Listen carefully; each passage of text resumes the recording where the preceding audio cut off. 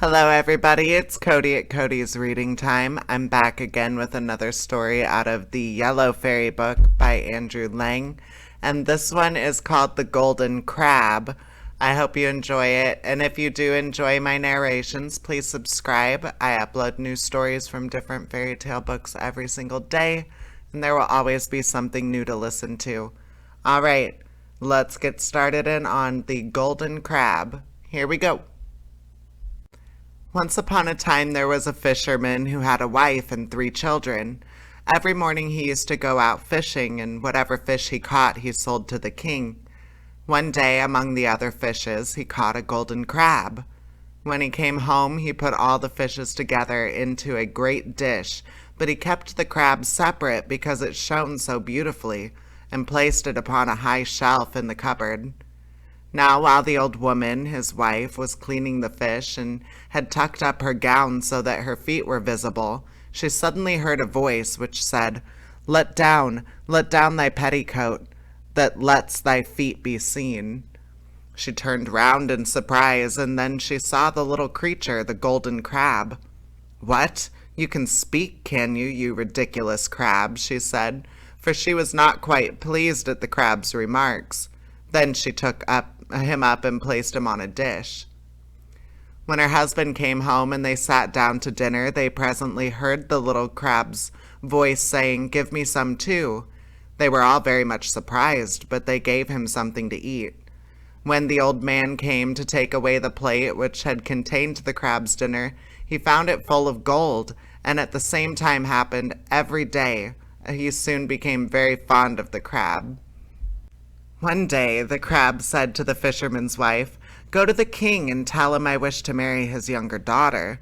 The old woman went accordingly and laid the matter before the king, who laughed a little at the notion of his daughter marrying a crab, but did not decline the proposal altogether, because he was a prudent monarch and knew the crab was likely to be a prince in disguise. He said, therefore, to the fisherman's wife, "Go, old woman, and tell the crab I will give him my daughter if by tomorrow morning he can build a wall in front of my castle much higher than my tower, upon which all the flowers of the world must grow and bloom." The fisherman's wife went home and gave this message.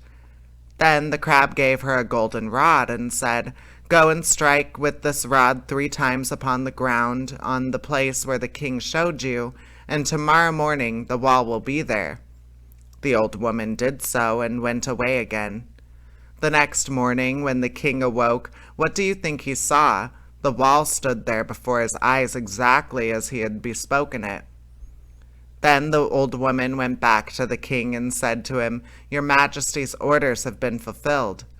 "That is all very well," said the king, "but I cannot give away my daughter until there stands in front of my palace a garden in which there are 3 fountains, of which the first must play gold, the second diamonds, and the third brilliants." So the old woman had to again strike 3 times upon the ground with the rod, and the next morning the garden was there. The king now gave his consent, and the wedding was fixed for the very next day. Then the crab said to the old fisherman, "Now take this rod, go and knock with it on a certain mountain, then a man will come out and ask you for what you wish for. Answer him thus: 'Your master the king has sent me to tell you that you must send him his golden garment that is like the sun. Make him give you, besides, the queenly robes of gold and precious stones which are like the flowery meadows, and bring them both to me, and bring me also the golden cushion.'" The old man went and did his errand. When he had brought the precious robes, the crab put on the golden garment, and then crept upon the golden cushion, and in this way the fisherman carried him to the castle, where the crab presented the other garment to his bride. Now the ceremony took place, and when the married pair were alone together, the crab made himself known to his young wife, and told her how he was the son of the greatest king in the world, and how he was enchanted, so that he became a crab by day and was a man only at night. And he could also change himself into an eagle as often as he wished. No sooner had he said this than he shook himself and immediately became a handsome youth. But the next morning he was forced to creep back again into his crab shell. And the same thing happened every day, but the princess's affection for the crab and the polite attention with which she behaved to him surprised the royal family very much. They suspected some secret, but though they spied and spied, they could not discover it. Thus a year passed away, and the princess had a son, whom she called Benjamin. But her mother still thought the whole matter very strange. At last she said to the king that he ought to ask his daughter whether she would not like to have another husband instead of the crab. But when the daughter was questioned, she only answered, "I am married to the crab, and him only will I have." Then the king said to her, "I will appoint a tournament in your honor, and I will invite all the princes in the world to do it. And if any one of them pleases you, you shall marry him." In the evening the princess told this to the crab, who said to her, "Take this rod, go to the garden gate and knock with it. Then a man will come out and say to you, 'Why have you called me? And what do you require of me?' Answer him thus, 'Your master the king has sent me hither to tell you to send him his golden armor and his steed and the silver apple, and then bring them to me.' The princess did so and brought him what he desired. The following evening the prince dressed himself for the tournament. Before he went, he said to his wife, "Now mind you, do not say when you see me that I am the crab, for if you do this, evil will come of it. Place yourself at the window with your sisters. I will ride by and throw you the silver apple. Take it into your hand, but if they ask you who I am, say that you do not know." So saying, he kissed her, repeated his warning once more, and went away. The princess went with her sisters to the window and looked on at the tournament. Presently her husband rode by and threw the apple up to her. She caught it in her hand and went with it to her room, and by her husband came back to her. But her father was much surprised that she did not seem to care about any of the princes. He therefore appointed a second tournament. The crab then gave his wife the same directions as before, only this time the apple which she received from the man was of gold. But before the prince went to the tournament, he said to his wife, "Now I know you will betray me today." But she swore to him that she would not tell who he was. He then repeated his warning and went away. In the evening, when the princess with her mother and sisters was standing at the window, the prince suddenly galloped past on his steed and threw her the golden apple. Then her mother flew into a passion, gave her a box on the ear, and cried out, "Does not even that prince please you, you fool?" The princess in her fright exclaimed, "That is the crab himself." Her mother was still more angry because she had not been told sooner, ran into her daughter's room where the crab shell was still lying, took it up, and threw it into the fire. Then the poor princess cried bitterly, but it was of no use. Her husband did not come back. Now we must leave the princess and turn to the other persons in the story. One day an old man went to a stream to dip in a crust of bread which he was going to eat, when a dog came out of the water, snatched the bread from his hand, and ran away. The old man ran after him, but the dog reached a door, pushed it open, and ran in, the old man following him. He did not overtake the dog, but found himself above a staircase, which he descended. Then he saw before him a stately palace, and entering he found in a large hall a table set for 12 persons. He hid himself in the hall behind a great picture, that he might see what would happen.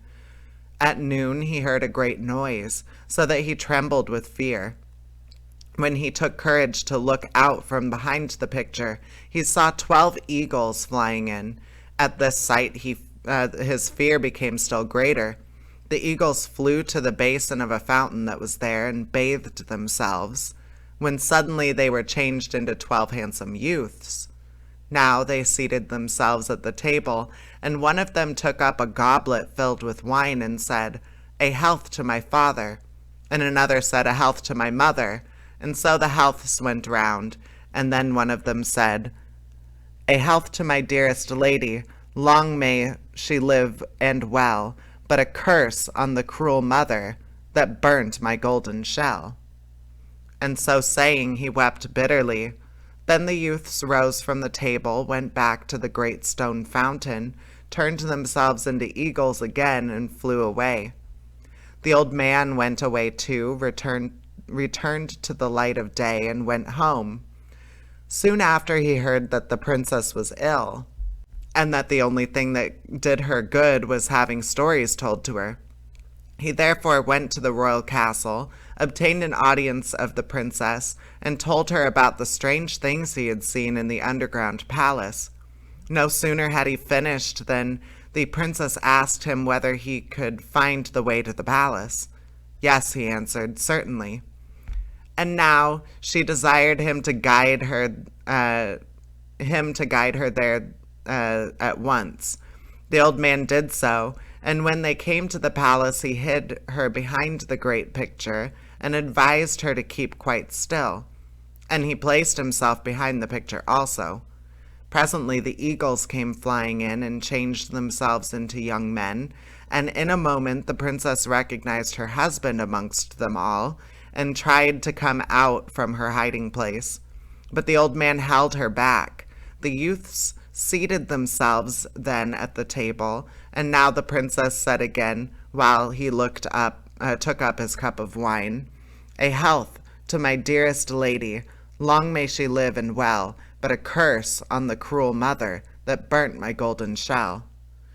Then the princess could restrain herself no longer, but ran forward and threw her arms around her husband, and immediately he knew her again and said, "Do you remember how I told you that day you would betray me?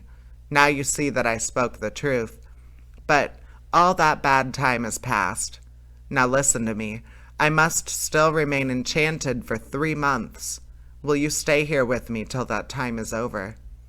So the princess stayed with him and said to the old man, "Go back to the castle and tell my parents that I am staying here."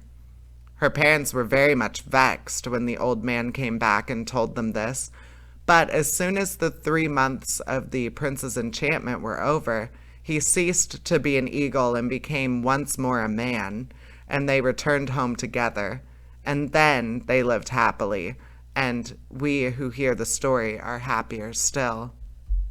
And that is the end of that story. I hope you enjoyed it. And please subscribe. I upload new stories every single day, and I would love for you to stick around and get lost in some stories with me. All right, take care, everybody. Bye-bye.